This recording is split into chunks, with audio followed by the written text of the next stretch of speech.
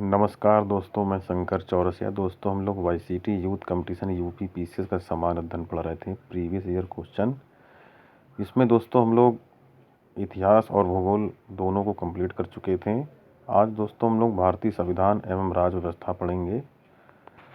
और राज्य व्यवस्था में दोस्तों हम लोग ऐतिहासिक पृष्ठभूमि, भारत का संवैधानिक विकास से शुरू करेंगे। वीडियो शुरू करने से पहले दोस्तों आपको बता दूं, 2023 में होने वाले जितने भी एग्ज़ाम हैं, चाहे वह यूपी पीसीएस हो, आरओ हो, वीडियो हो, यूपी ट्रिपल एससी आदि सभी एग्ज़ामों में ये प्रश्न काफ़ी महत्वपूर्ण होंगे। तो दोस्तों आज हम लोग भारत का संवैधानिक विकास से शुरू करते हैं। तो पहले क्वेश्चन से स्टार्ट करते हैं हम। भारत का संवैधानिक विकास।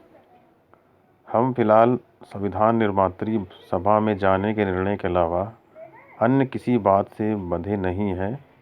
उपयुक्त कथन है M.A. जिन्ना। वह अधिनियम जिसके द्वारा ब्रिटिश संसद ने चाय और चीन के साथ व्यापार को छोड़कर ईस्ट इंडिया कंपनी के भारत के साथ व्यापारिक एकाधिकार को समाप्त कर दिया था, 1813 का चार्टर्ड अधिनियम। ब्रिटिश भारत में जहां 1937 में भारतीय राष्ट्रीय कांग्रेस का मंत्रिमंडल नहीं बना, बंगाल और पंजाब। 1935 के अधिनियम के तहत कराए गए विधानसभा चुनाव में कांग्रेस के पूर्ण बहुमत नहीं प्राप्त किया, बंगाल। थोड़ा बड़ा कर लेते हैं इसको। ब्रिटिश सरकार का वह अधिनियम जिसने पहली बार भारत में शिक्षा के लिए 1 लाख रुपए दिए थे, चार्टर्ड अधिनियम 1813। भारतवासियों को अपने देश के प्रशासन में कुछ हिस्सा लेना संभव बनाने वाला अधिनियम है, चार्टर्ड एक्ट 1833। केंद्र में द्विसदनीय विधायिका की व्यवस्था की गई 1919 के अधिनियम के द्वारा। एक संघीय व्यवस्था तथा केंद्र में द्वैत शासन भारत में लागू किया गया था 1935 के द्वारा। एक संघीय व्यवस्था और केंद्र में द्वैत शासन भारत में लागू किया गया था 1935 के अधिनियम के द्वारा। वह अधिनियम जिसके फलस्वरूप बर्मा भारत से अलग हुआ, गवर्नमेंट ऑफ इंडिया एक्ट 1935। एक भारत शासन अधिनियम 1935 में स्वीकार किया हुआ महत्वपूर्ण और स्थायी अवयव नहीं है देश के लिए लिखित संविधान। भारत में स्थानीय स्वायत्त शासन का जनक माना जाता है लॉर्ड रिपन को।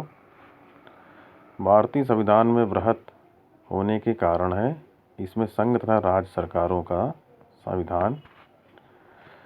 पंडित जवाहरलाल नेहरू के नेतृत्व में अंतरिम सरकार का गठन हुआ था सितंबर 1946। भारत को एक संविधान देने का प्रस्ताव संविधान सभा द्वारा पारित किया गया था 22 जनवरी 1947 को। संविधान सभा गठन, कार्यप्रणाली एवं विभिन्न समितियां। भारत का संविधान सभा की अंतिम बैठक की गई थी, सही तिथि है 24 जनवरी 1950। भारत की संविधान सभा की अंतिम बैठक की सही तिथि है 24 जनवरी 1950। संविधान सभा के अध्यक्ष थे डॉक्टर राजेंद्र प्रसाद। भारत की संविधान सभा के पहले अध्यक्ष थे डॉक्टर सच्चिदानंद सिन्हा। भारतीय संविधान सभा के प्रथम दिन के अधिवेशन, फर्स्ट डे सेशन की अध्यक्षता की थी डॉक्टर सच्चिदानंद सिन्हा ने। 1939 में यह घोषणा की सांप्रदायिक एवं अन्य समस्याओं के न्याय संगत समाधान का एकमात्र तरीका संविधान सभा ही है, यह कथन है महात्मा गांधी का। भारत की संविधान सभा गठन किया गया कैबिनेट मिशन योजना के अंतर्गत। नेक्स्ट है, संविधान सभा का पहला सत्र हुआ था 9 दिसंबर 1946 को। संविधान सभा का संवैधानिक सलाहकार नियुक्त किया गया था डॉक्टर B.N. राव को। भारतीय संविधान का प्रथम प्रारूप तैयार किया गया था B.N. राव द्वारा। संविधान निर्मात्री परिषद की झंडा समिति के अध्यक्ष थे J.B. कृपलानी। भारतीय संविधान को संविधान सभा द्वारा अंगीकृत किया गया 26 नवंबर 1949 को। भारत को एक संविधान देने का प्रस्ताव संविधान सभा द्वारा पारित किया गया था 22 जनवरी 1947 को। भारत के संविधान के निर्माण में संविधान सभा को लगा समय था 2 वर्ष 11 माह 18 दिन। भारतीय संविधान के विषय में यह कथन कि भारतीय संविधान अधिक कठोर तथा अधिक लचीले के मध्य एक अच्छा संतुलन स्थापित करता है संबंधित है केसी बियर। संविधान सभा कांग्रेस थी और कांग्रेस भारत था, यह कथन है ऑस्टिन का। भारतीय संविधान सभा में महिला सदस्यों की संख्या थी 15। संविधान पर विदेशी प्रभाव। मुझे इस आरोप के संबंध में कोई क्षमा नहीं मांगनी है कि संविधान के प्रारूप में गवर्नमेंट ऑफ इंडिया एक्ट 1935 के एक बड़े भाग को पुनः उत्पादित कर दिया गया है, यह कथन है डॉक्टर BR अम्बेडकर का। भारत में संविधान में समवर्ती सूची की अवधारणा ग्रहित की गई है ऑस्ट्रेलिया के संविधान से। भारतीय संविधान में सन्निहित मूल अधिकारों की अवधारणा ग्रहण की गई है संयुक्त राज्य अमेरिका के संविधान से। भारतीय संविधान में राज्य के नीति निर्देशत्व को लिया गया है आयरलैंड के संविधान से। भारत की संघात्मक व्यवस्था प्रभावित है कनाडा के संविधान से। भारतीय संविधान में मौलिक कर्तव्यों का विचार किया गया है रूस के संविधान से। राष्ट्रीय प्रतीक। भारतीय सभा ने राष्ट्रीय गीत को अपनाया 24 जनवरी 1950 को। भारत की प्रस्तावना उद्देश्य का विषय वस्तु एवं महत्व पढ़ेंगे। संविधान की प्रस्तावना का विधिक स्वरूप लागू नहीं किया जा सकता है। भारत के संविधान की प्रस्तावना में न्याय, स्वतंत्रता, समानता एवं भ्रातृत्व के जितने प्रकारों का उल्लेख किया गया वे हैं 3, 5, 2, 1। भारत के संविधान की प्रस्तावना में 2 शब्द समाजवादी एवं पंथनिरपेक्ष जोड़े गए 1976वें संविधान संशोधन द्वारा। 1976 में 42वां संविधान संशोधन 1976 था।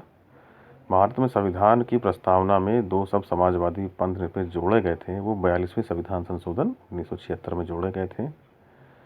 संपूर्ण संप्रभुता संपन्न लोकतंत्रात्मक गणराज्य के स्थान पर संपूर्ण प्रभुसत्ता संपन्न समाजवादी पंथनिरपेक्ष लोकतंत्रात्मक गणराज्य पढ़ा जाने लगा 42वें संविधान संशोधन 1976 द्वारा। संपूर्ण प्रभुता संपन्न लोकतंत्रात्मक गणराज्य के स्थान पर संपूर्ण प्रभुता संपन्न समाजवादी पंथनिरपेक्ष लोकतांत्रिक गणराज्य पढ़ा जाने लगा 42वें संविधान संशोधन 1976 द्वारा। 26 नवंबर 1949 को अंगीकृत भारतीय संविधान की प्रस्तावना में सम्मिलित नहीं थे समाजवादी पंथनिरपेक्ष और अखंडता। भारतीय संविधान की प्रस्तावना में वर्णन नहीं है आर्थिक स्वतंत्रता का। इस वाद में उच्चतम न्यायालय ने धारणा प्रस्तुत की उद्देश्य का संविधान का भाग नहीं है बम्बई बनाम यूनियन ऑफ इंडिया। नेक्स्ट देखते हैं। भारत के संविधान में उद्देशिका का विचार किया गया है USA के संविधान से।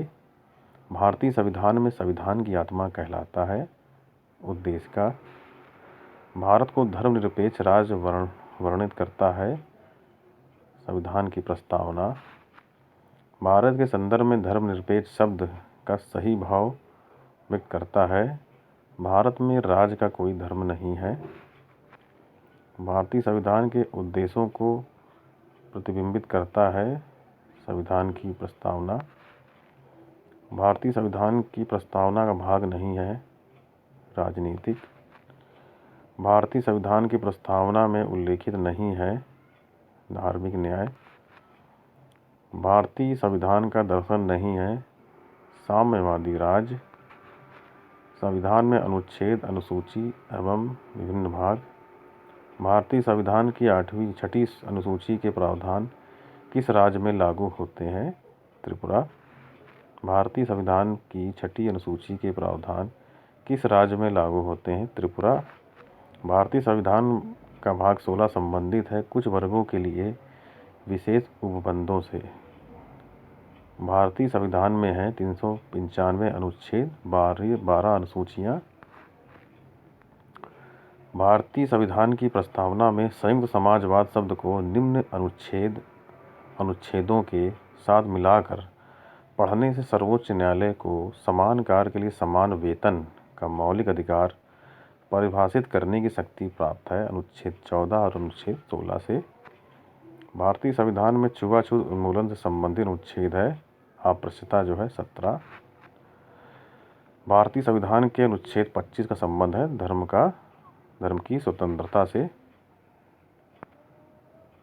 भारत के संविधान के अंतर्गत कारखानों में बालकों के नियोजन का प्रतिषेध करता है। अनुच्छेद 24। भारतीय संविधान का अनुच्छेद 40 राज्य को सार्थक कदमों हेतु परामर्श देता है ग्राम पंचायतों के संगठन के संबंध में। भारतीय संविधान में उद्योग के प्रबंध में कर्मकारों की भागीदारी का प्रावधान दिया गया है। अनुच्छेद 43A में एक समान सिविल संहिता का प्रावधान संविधान में है। अनुच्छेद 44। भारतीय संविधान में भारत की विदेशी नीति संबंधित है। अनुच्छेद 51। राष्ट्रपति की पुनः निर्वाचन के लिए पात्रता दी गई है। अनुच्छेद 57 में भारत के राष्ट्रपति को महाभियोग द्वारा हटाने की प्रक्रिया वर्णित है। अनुच्छेद 61। भारतीय संविधान में यह उपबंध की मत बराबर होने की दशा में लोकसभा के अध्यक्ष का मत निर्णायक होगा और वह उसका प्रयोग करेगा। यह उपबंधित है। अनुच्छेद 100 में भारतीय संविधान में धन विधेयक को परिभाषित किया गया है। अनुच्छेद 110। भारतीय संविधान में न्यायालयों द्वारा संसद की कार्यवाहियों की जांच करना प्रतिबंधित किया गया है। अनुच्छेद 122। भारतीय संविधान में उच्चतम न्यायालय को उसके द्वारा दिए गए निर्णय अथवा आदेश के पुनर्विलोकन हेतु अधिकृत करता है। अनुच्छेद 137। भारत में सुधारात्मक याचिका उच्चतम न्यायालय में दाखिल की जा सकती है। अनुच्छेद 142 द्वारा राज्यों में विधान परिषद के सृजन हेतु अपनाया जाता है। अनुच्छेद 169 में वर्णित प्रक्रिया को भारतीय संविधान का अनुच्छेद 249 संबंधित है राज्य सूची विषयों के संबंध में संसद की विधायी शक्तियों से। राज्य सूची के विषयों के संबंध में संसद की विधायी शक्तियों से। क्षेत्रीय संबंध का सिद्धांत संबंधित है अनुच्छेद 245 से।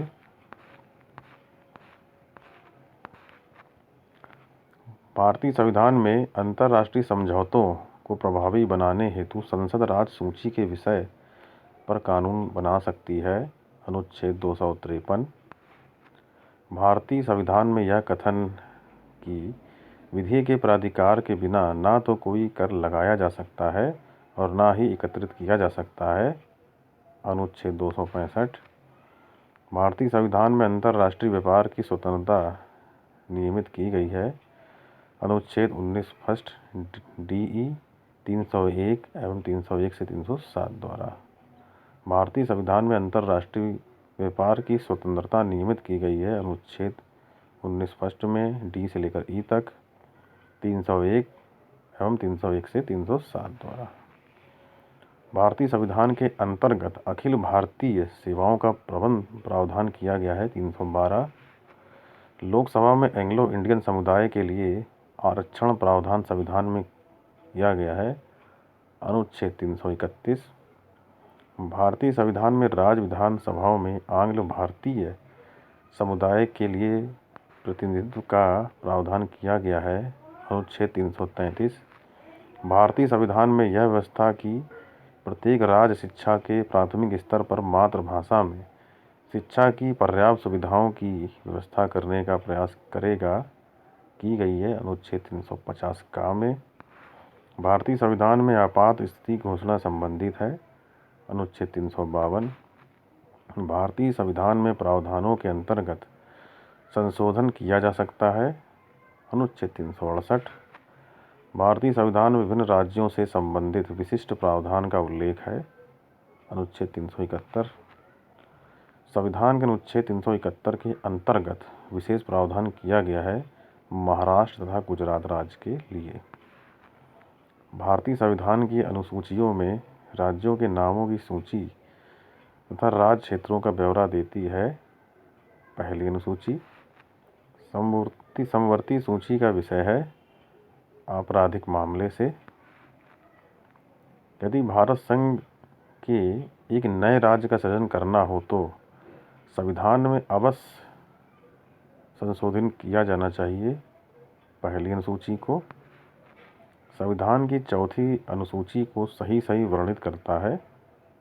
इसमें राज्यसभा में स्थानों का आवंटन। भारत के संविधान में राज्य सूची में सम्मिलित नहीं है आपराधिक दंड प्रक्रिया संहिता। विवाह विच्छेद और गोद लेना संविधान की 7वीं सूची में सम्मिलित किए गए हैं समवर्ती सूची। भारतीय संविधान की 7वीं अनुसूची की सूची 3rd समवर्ती सूची में शामिल है दंड प्रक्रिया। भारतीय संविधान की 7वीं अनुसूची की सूची 3rd समवर्ती सूची में शामिल है दंड प्रक्रिया। सरकार द्वारा शुल्क एवं कर लगाने का अधिकार उल्लेखित है 7वीं अनुसूची में। विधायी शक्तियों का केंद्र तथा राज्यों के मध्य वितरण संविधान में उपबंधित है 7वीं अनुसूची। वे विषय जिन पर केंद्र एवं राज्य सरकारें दोनों कानून बना सकती हैं उल्लिखित है समवर्ती सूची। आर्थिक नियोजन भारतीय संविधान में सम्मिलित है समवर्ती सूची में। राज्य भूमि सुधार अधिनियमों को संवैधानिक सुरक्षा प्रदान करने हेतु सम्मिलित किया गया है 9वीं अनुसूची में। भारतीय संविधान की 11वीं अनुसूची संबंधित है पंचायती राज से। संविधान के 13वें संशोधन द्वारा पंचायतों को निर्दिष्ट किए जाने वाले कार्य वर्णित है 11वीं अनुसूची में। भारतीय संविधान को विभाजित किया गया है 22 भागों में। तो दोस्तों आज का वीडियो यहीं तक रहेगा। अगर वीडियो पसंद आए तो लाइक करिए, सब्सक्राइब करिए। मिलते हैं अगले वीडियो में।